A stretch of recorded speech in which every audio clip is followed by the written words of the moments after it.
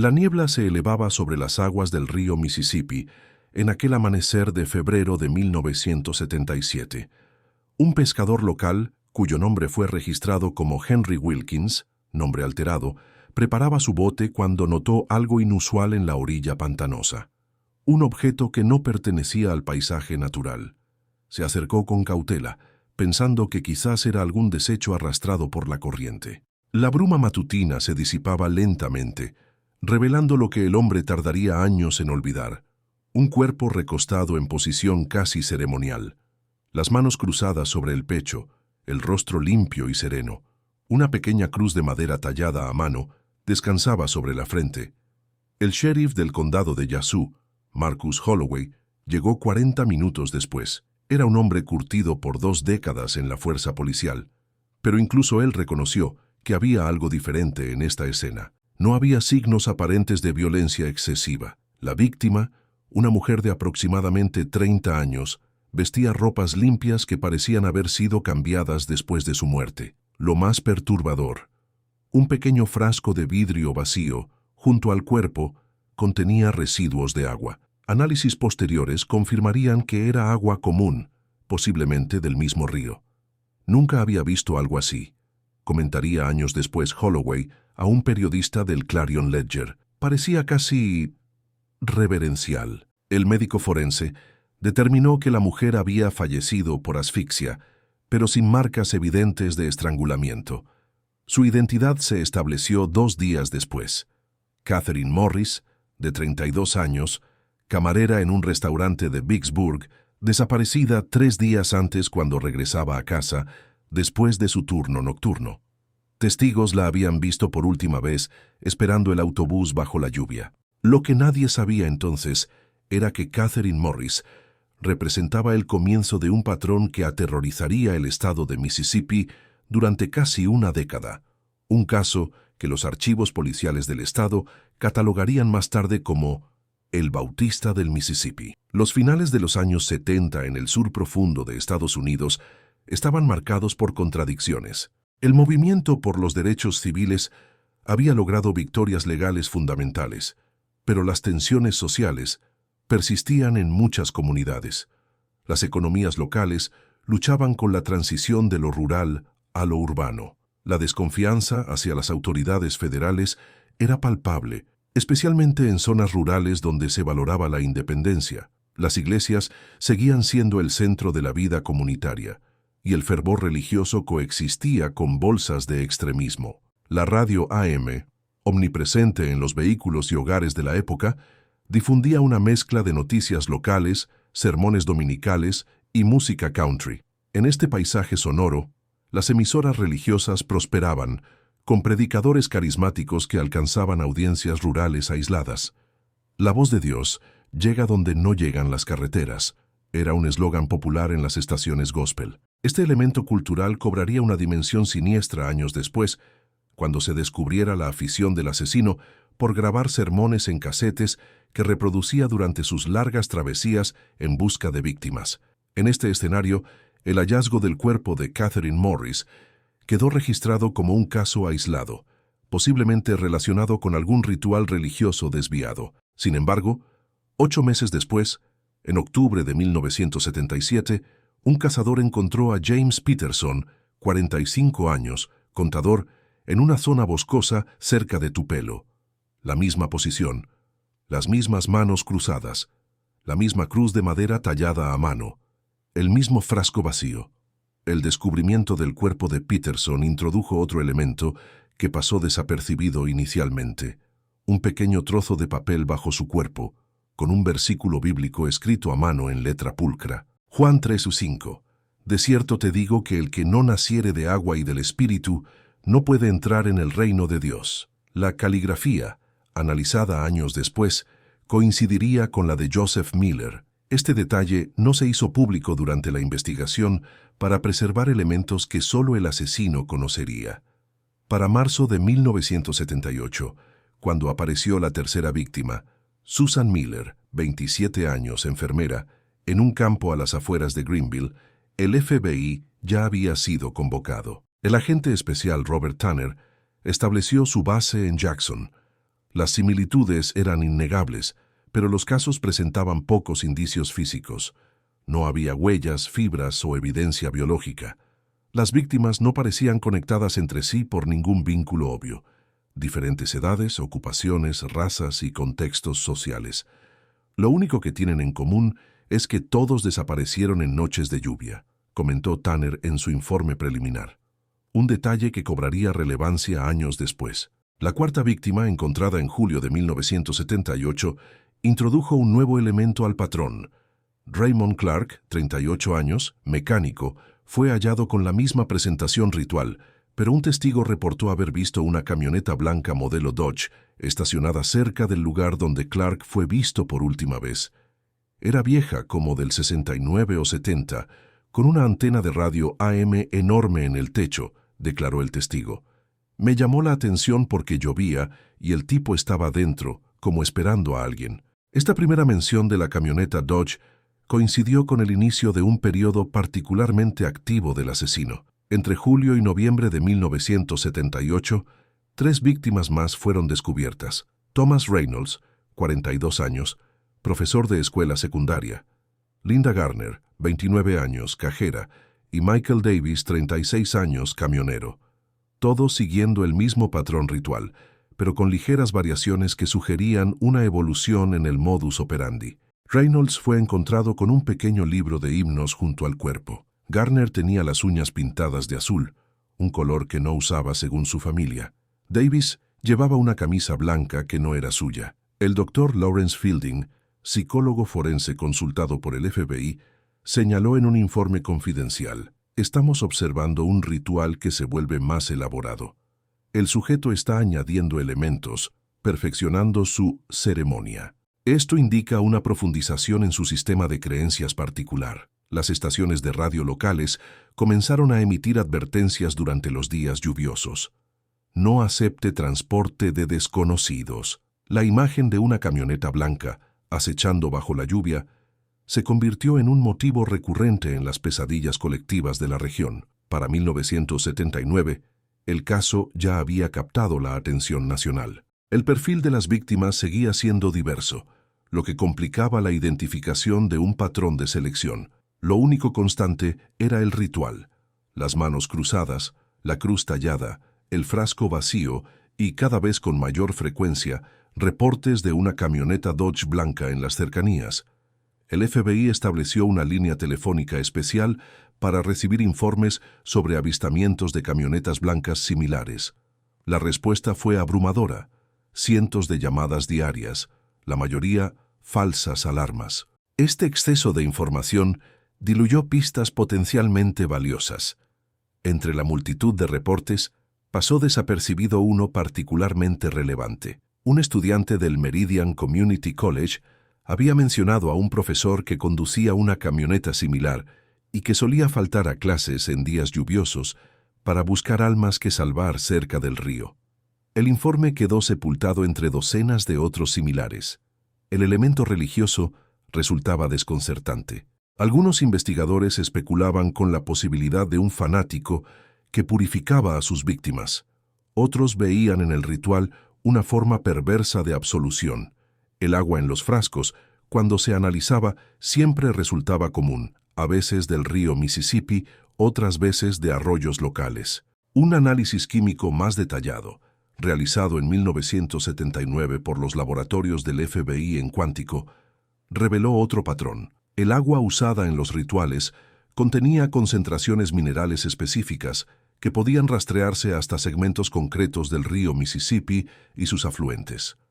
Esto sugería que el asesino recogía agua de lugares particulares que consideraba especiales o sagrados. Los investigadores comenzaron a mapear estos puntos, esperando anticipar sus movimientos, pero el patrón resultaba demasiado irregular para establecer predicciones fiables. La sexta víctima, en febrero de 1980, aportó el primer testimonio directo. Margaret Wilson, nombre alterado, de 19 años, estudiante universitaria, logró escapar tras ser secuestrada en un estacionamiento de supermercado durante una tormenta. Su testimonio estremecería a los investigadores. Me dijo que había sido elegida. que me había observado y sabía que mi alma necesitaba salvación. Tenía preparada una pequeña ceremonia. Me mostró un libro de oraciones y un frasco lleno de agua.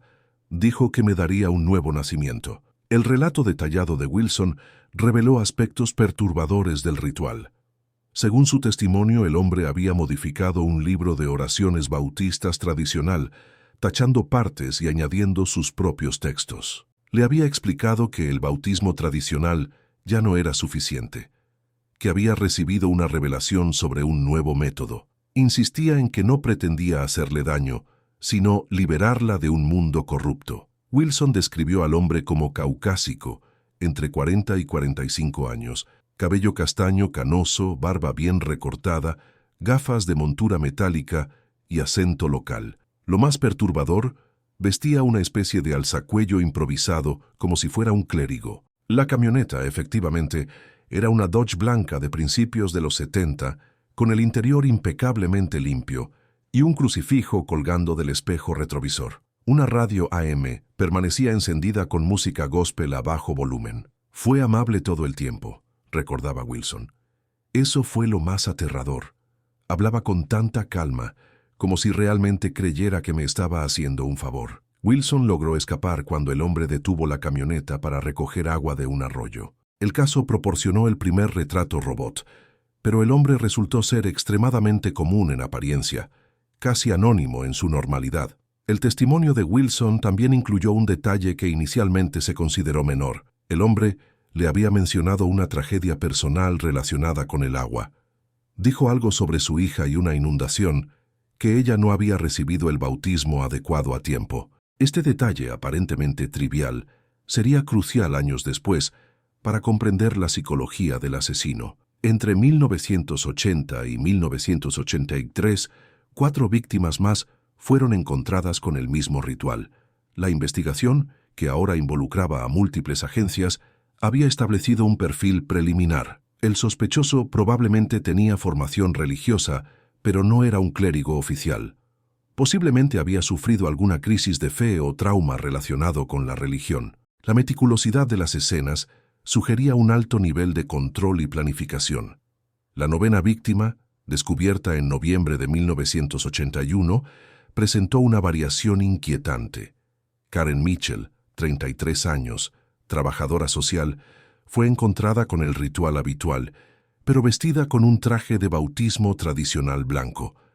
Este cambio sugería una evolución en el simbolismo del asesino o posiblemente una conexión personal con la víctima. La investigación posterior reveló que Mitchell había trabajado en servicios sociales infantiles, específicamente en casos de niños ahogados accidentalmente. Esta coincidencia pasó desapercibida en aquel momento. La 10ª víctima, en julio de 1982, William Forrester, de 41 años, profesor universitario, fue descubierta a solo 20 kilómetros del lugar donde se encontró la primera víctima, lo que sugería un posible cierre de ciclo. Con él se encontró otro objeto ritual, un pequeño cuaderno con anotaciones teológicas escritas en una caligrafía precisa. Las páginas estaban manchadas por la lluvia, pero algunos pasajes seguían siendo legibles. Uno decía: «El agua purifica lo que la Iglesia ha corrompido». El verdadero bautismo requiere un pasaje completo, no solo una inmersión simbólica. La ruptura del caso comenzó con un detalle aparentemente trivial. En 3 de las escenas, los investigadores habían encontrado pequeños trozos de papel, similares a los recibos que entregan las estaciones de servicio. Estos fragmentos, analizados en laboratorio, revelaron trazas de un tipo específico de tinta, utilizada por una cadena regional de gasolineras, Gulf Oil, que operaba principalmente en Mississippi y estados vecinos. El agente Tanner tuvo la idea de revisar los registros de compra de todas las estaciones Gulf Oil en Mississippi durante las fechas cercanas a las desapariciones. Una tarea monumental en la era predigital. El análisis de miles de recibos permitió identificar un patrón.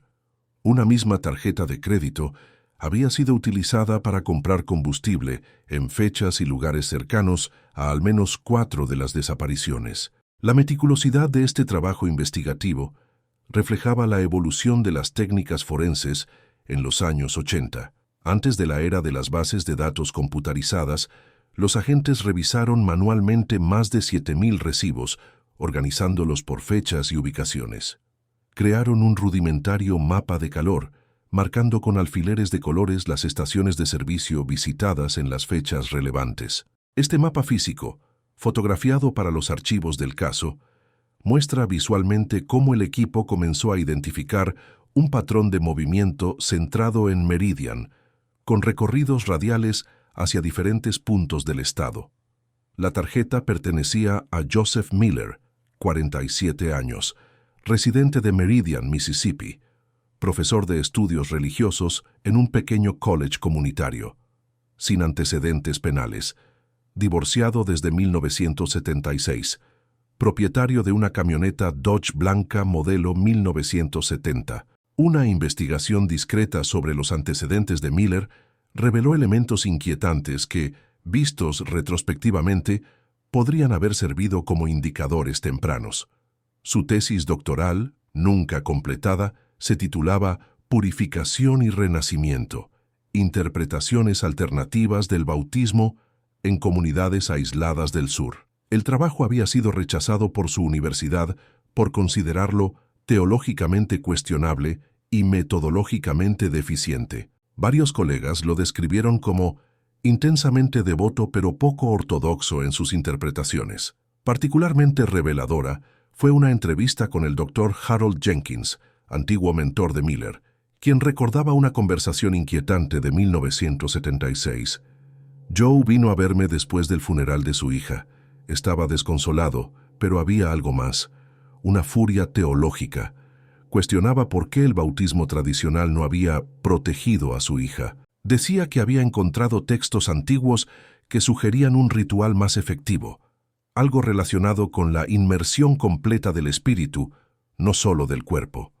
Le sugerí terapia, pero nunca volvió a hablar conmigo. La vigilancia sobre Miller comenzó en abril de 1984. Durante semanas pareció un ciudadano modelo. Daba clases, asistía a servicios religiosos en diferentes iglesias, nunca la misma 2 veces seguidas, vivía modestamente. Sin embargo, los agentes notaron un patrón peculiar. En días lluviosos, Miller a veces cancelaba compromisos y realizaba largos recorridos en su camioneta sin destino aparente. Los agentes Coleman y Ramírez, asignados a la vigilancia principal, documentaron meticulosamente estas salidas. En su informe del 2 de mayo de 1984, escribieron: sujeto salió de su residencia a las 18:42 durante lluvia intensa.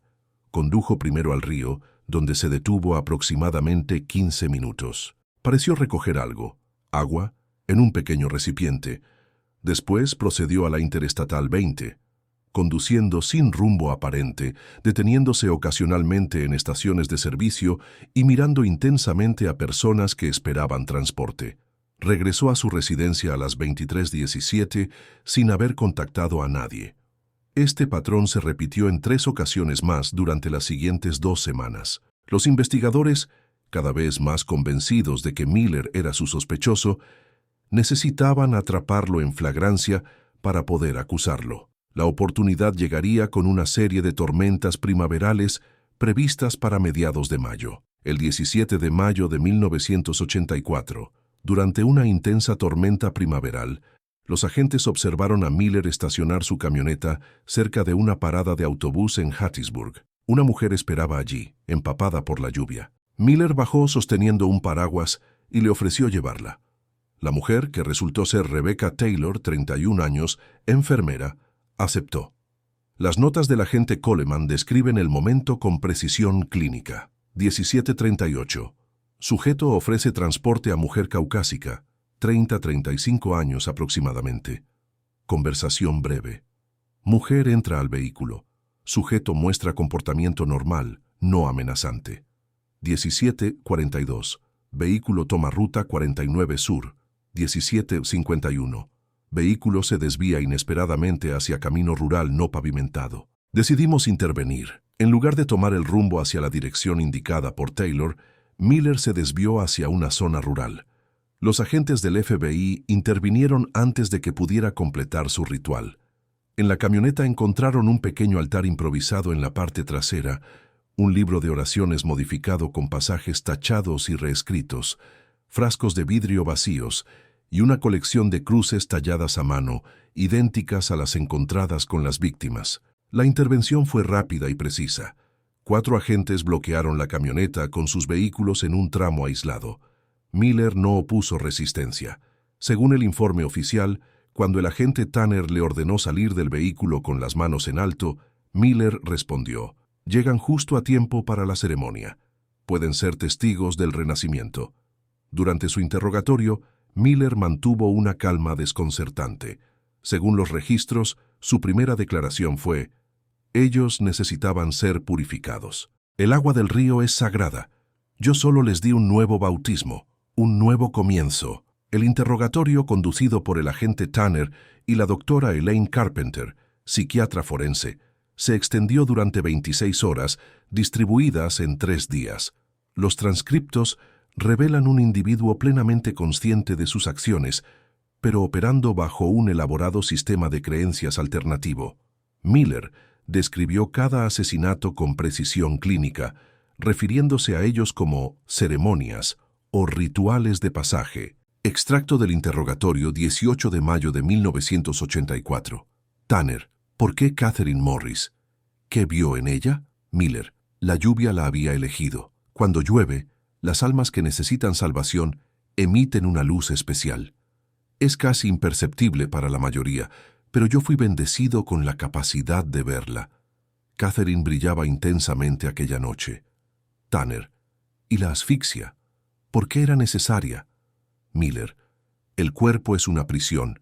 El antiguo bautismo solo moja la superficie. El verdadero bautismo requiere la liberación completa del espíritu. Ellos no sufrían. Les explicaba todo antes. La mayoría entendía la importancia del sacramento. Carpenter: ¿cómo se sentía después de cada ceremonia? Miller: en paz, como cuando mi hija finalmente descansó. El agua la rechazó en vida, pero la acogió en muerte. Yo solo continué su trabajo. La investigación posterior reveló la magnitud del caso. Joseph Miller había crecido en una familia profundamente religiosa en Mississippi rural. Había estudiado teología brevemente en un seminario de Tennessee, pero fue expulsado por interpretaciones no ortodoxas de textos sagrados. En 1976, la muerte por ahogamiento de su hija de 9 años parece haber sido el detonante de su crisis. Su esposa lo abandonó poco después. La tragedia ocurrió durante una inundación repentina cerca de Tupelo. Sarah Miller, de 9 años, fue arrastrada por las aguas mientras jugaba cerca de un arroyo normalmente manso. Su cuerpo fue encontrado 2 días después. Lo que marcó profundamente a Miller fue un comentario casual de un pastor local durante el funeral. Al menos había sido bautizada. Su alma está segura. Esta frase, aparentemente reconfortante, tuvo el efecto contrario en Miller, quien comenzó a obsesionarse con la idea de que el bautismo tradicional era insuficiente. Entre sus posesiones, los investigadores encontraron diarios que documentaban su transformación ideológica. Un pasaje de diciembre de 1976 resulta particularmente revelador. El bautismo convencional es una parodia, un símbolo vacío. He estudiado textos antiguos que hablan de una inmersión completa, no solo física sino espiritual. El agua debe acoger completamente al alma. Sarah fue rechazada porque su bautismo fue incompleto. Dios me ha revelado el verdadero camino. Puedo ver a quienes necesitan esta salvación. Brillan diferente bajo la lluvia. Miller desarrolló una teología personal distorsionada. Creía que podía salvar a personas seleccionadas mediante un ritual que simulaba un nuevo bautismo. Según sus escritos confiscados, elegía a sus víctimas observándolas durante días, convenciéndose de que mostraban signos de necesitar salvación. Prefería secuestrarlas en noches lluviosas porque veía en la lluvia un símbolo de purificación divina. Su ritual consistía en asfixiar a las víctimas, un acto que él consideraba misericordioso, para luego limpiarlas, cambiarles la ropa y realizar una ceremonia con agua que él mismo recogía del río Mississippi u otros cursos de agua que consideraba bendecidos. El frasco vacío se dejaba como prueba de que el bautismo se había completado. Un detalle perturbador que emergió durante la investigación fue la evolución de su ritual. Las primeras víctimas fueron bautizadas post-mortem, pero los últimos casos mostraban indicios de que Miller había comenzado a realizar partes de la ceremonia mientras las víctimas aún vivían. Esta escalada sugería una profundización en su psicosis. Los registros de Miller, meticulosamente mantenidos en cuadernos encontrados en su casa, permitieron vincularle con 11 asesinatos entre 1977 y 1984. Las autoridades sospechan que pudo haber más víctimas no descubiertas. El registro más completo era un cuaderno titulado Libro de las Nuevas Aguas, donde Miller había anotado detalles de cada ceremonia: fecha, ubicación, nombre de la víctima, fuente del agua utilizada y signos de aceptación, detalles que él interpretaba como pruebas de que el ritual había sido exitoso. También incluía pasajes teológicos que mezclaban textos bíblicos con escritos propios, creando una doctrina personal del verdadero bautismo. El hallazgo de este material probatorio fue demoledor para la defensa. No solo documentaba meticulosamente los crímenes, sino que demostraba premeditación, conciencia y una elaborada justificación para acciones que Miller sabía eran consideradas criminales por la sociedad. El juicio de Joseph Miller comenzó en enero de 1985 en Jackson, Mississippi. A pesar de los intentos de su defensa de declararlo no culpable por razones de insanidad mental, los expertos psiquiátricos determinaron que Miller comprendía perfectamente la naturaleza criminal de sus actos.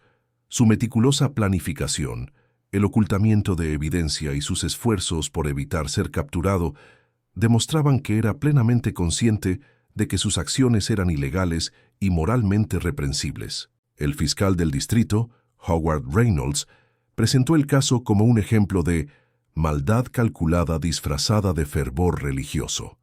La defensa, encabezada por el abogado de oficio Martin Blackwell, intentó construir un argumento basado en la incapacidad de Miller para distinguir entre realidad y sus creencias religiosas distorsionadas.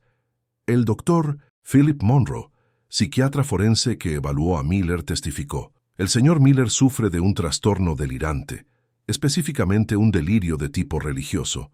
Sin embargo, mantiene intacta su capacidad para comprender la naturaleza ilegal de sus acciones. Sabía que matar estaba mal según las leyes humanas, pero creía que actuaba bajo un mandato divino superior.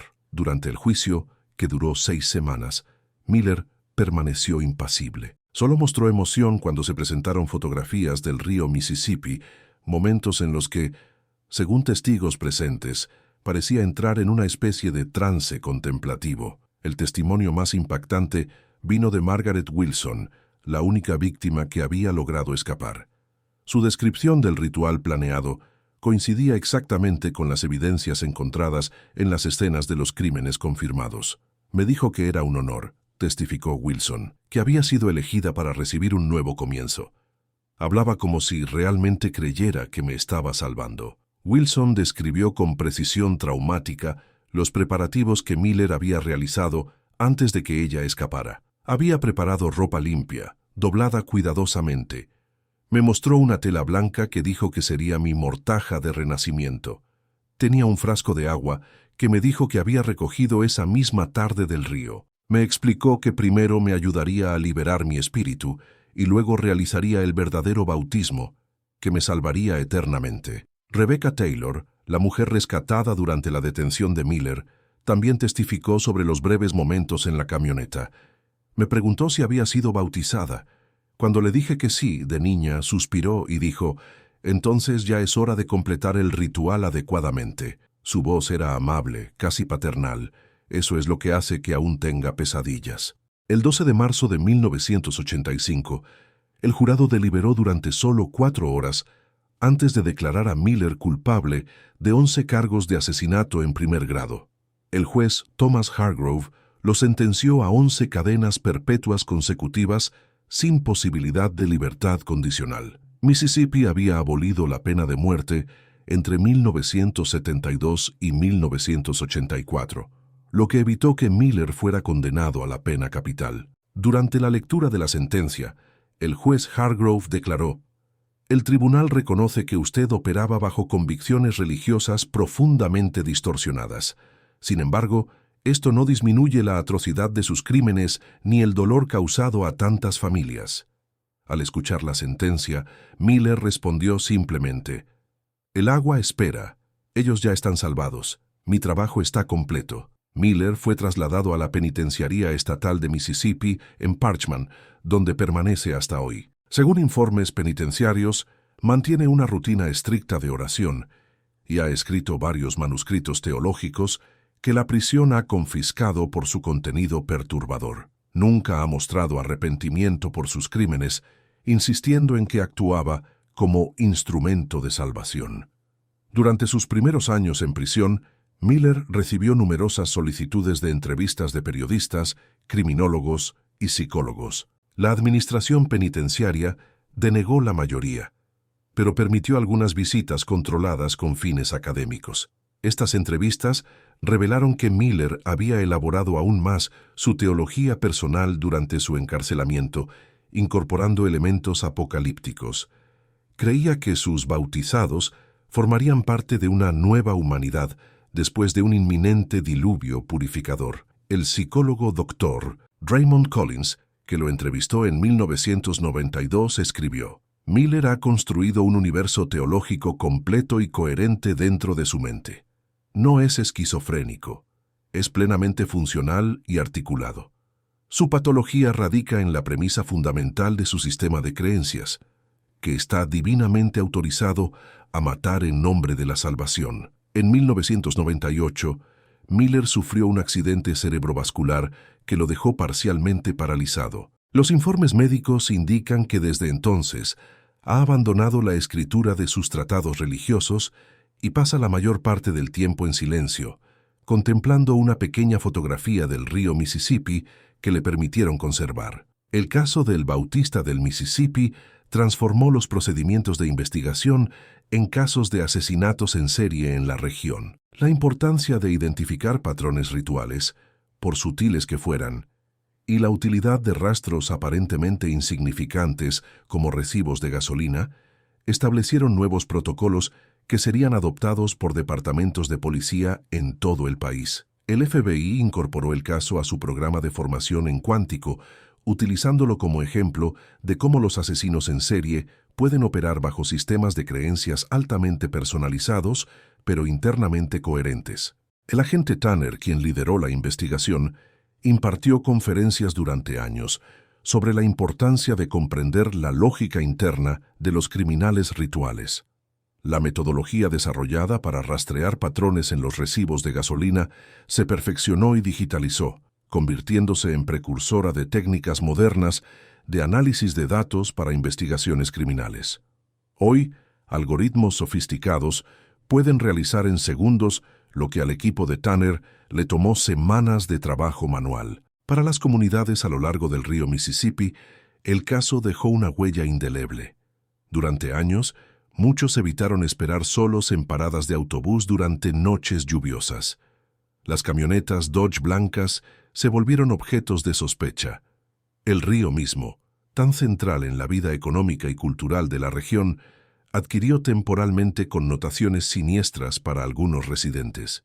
Las familias de las víctimas formaron un grupo de apoyo que sigue activo hoy, aunque con un enfoque ampliado hacia todas las víctimas de violencia. Su fundadora, Elizabeth Peterson, hermana de James Peterson, segunda víctima, declaró en una entrevista en 1995: «Lo que Miller nos robó no fue solo a nuestros seres queridos, sino también nuestra relación con el río, con la lluvia, con los símbolos que deberían ser reconfortantes. Parte de nuestro proceso ha sido reclamar esos símbolos, purificarlos de la oscuridad que él les impuso». En 1997, en el 20º aniversario del primer asesinato, se inauguró un memorial discreto a orillas del río Mississippi, cerca de Vicksburg. Una simple placa de bronce con 11 estrellas, sin nombres ni fechas, y una inscripción: «El agua limpia, el tiempo sana, la memoria honra». Hoy, casi 4 décadas después, el caso sigue siendo estudiado en academias de policía y cursos de criminología. no por su brutalidad o número de víctimas, sino por la complejidad psicológica del perpetrador y el modo en que una creencia religiosa distorsionada puede transformarse en justificación para actos de extrema crueldad. En 2017, la Universidad de Mississippi estableció el Centro para el Estudio de Creencias Extremas y Comportamiento Violento, donde el caso de Miller sirve como uno de los estudios fundamentales. El centro investiga la intersección entre trauma personal, interpretaciones religiosas idiosincráticas y violencia justificada ideológicamente. La doctora Sarah Henderson, directora del centro, observa: lo que hace al caso Miller tan relevante hoy es que ilustra perfectamente cómo un individuo puede construir un sistema de creencias completo que justifique la violencia extrema a partir de elementos culturales familiares, en este caso, simbolismo religioso y rituales de purificación. Entender este proceso es crucial para identificar y posiblemente intervenir en casos similares antes de que culminen en violencia. El agua del río Mississippi sigue fluyendo, indiferente a las acciones humanas que ha presenciado a lo largo de los siglos. Joseph Miller, ahora un anciano en su celda de Parchman, contempla diariamente una pequeña ventana que no le permite ver el río. Las familias de sus víctimas han buscado seguir adelante, aunque la peculiar naturaleza de los crímenes ha complicado su proceso de duelo y aceptación. Para los investigadores que participaron en el caso, la experiencia dejó marcas profesionales duraderas. El agente Tanner, quien se jubiló del FBI en 2001, escribió en sus memorias: el caso Miller me enseñó que la maldad no siempre viene con colmillos y garras. A veces llega con una sonrisa amable y palabras de consuelo. Miller creía sinceramente que estaba salvando a sus víctimas. Esta convicción genuina es lo que lo hacía tan peligroso y lo que hace que su caso sea tan perturbador incluso décadas después. La doctora Carpenter, quien evaluó psicológicamente a Miller, dedicó el resto de su carrera al estudio de los delirios religiosos. En su libro Distorsiones Sagradas, cuando la fe se convierte en justificación, 1998, escribió: Miller representa un caso paradigmático de cómo el trauma personal puede catalizar la transformación de creencias religiosas convencionales en un sistema delirante hermético. Lo verdaderamente alarmante es que, dentro de los confines de su lógica interna, sus acciones tenían perfecto sentido. Las noches lluviosas en Mississippi ya no despiertan el mismo temor que en los años 80, pero para quienes vivieron aquella época, la asociación persiste sutilmente. Como comentó un residente de Vicksburg en 2007, durante una conmemoración del caso: cuando llueve y veo faros en la distancia, todavía siento un escalofrío momentáneo. Es como si algo de aquella oscuridad hubiera quedado impregnado en nuestra memoria colectiva. Quizás la lección más profunda del caso es cómo la mente humana puede construir sistemas de creencias que justifiquen lo injustificable, cómo los rituales pueden proporcionar una estructura que normalice lo aberrante. En los silencios entre las gotas de lluvia, en los espacios vacíos entre las palabras de antiguos textos sagrados, Miller encontró mensajes que nadie más podía escuchar, y en ese silencio, en esa interpretación personal y distorsionada, 11 vidas encontraron un final prematuro. El caso también ilustra el poder del agua como símbolo universal, fuente de vida, agente de purificación, pero también fuerza destructiva. Para Miller, el agua del Mississippi poseía propiedades casi mágicas, capaces de trascender la frontera entre vida y muerte. Esta ambivalencia simbólica es precisamente lo que hizo que su ritual resultara tan perturbador. Tomó un acto sagrado de renovación, el bautismo, y lo transformó en un ritual mortal. La última víctima confirmada de Miller, encontrada en febrero de 1984, fue Daniel Richardson, profesor de literatura de 39 años. En retrospectiva, los investigadores notaron un patrón inquietante. Richardson había publicado un artículo académico sobre simbolismo acuático en la literatura sureña apenas un mes antes de su muerte. Este detalle sugiere que hacia el final de su actividad criminal, Miller podría haber comenzado a seleccionar víctimas no solo por encontrarlas bajo la lluvia, sino también por asociaciones más elaboradas con su obsesión central. El tiempo pasa. el río fluye. Y en la memoria colectiva de Mississippi, la imagen de una camioneta blanca bajo la lluvia sigue evocando un escalofrío inexplicable, un recordatorio de que a veces el peligro se presenta con rostro amable y palabras de consuelo, ofreciendo salvación mientras entrega muerte. Esta narrativa está basada en archivos y relatos históricos. Algunos nombres han sido alterados. Buscamos comprender, no sensacionalizar. El desfecho corresponde a registros públicos de condenación. Ninguna violencia gráfica fue descrita.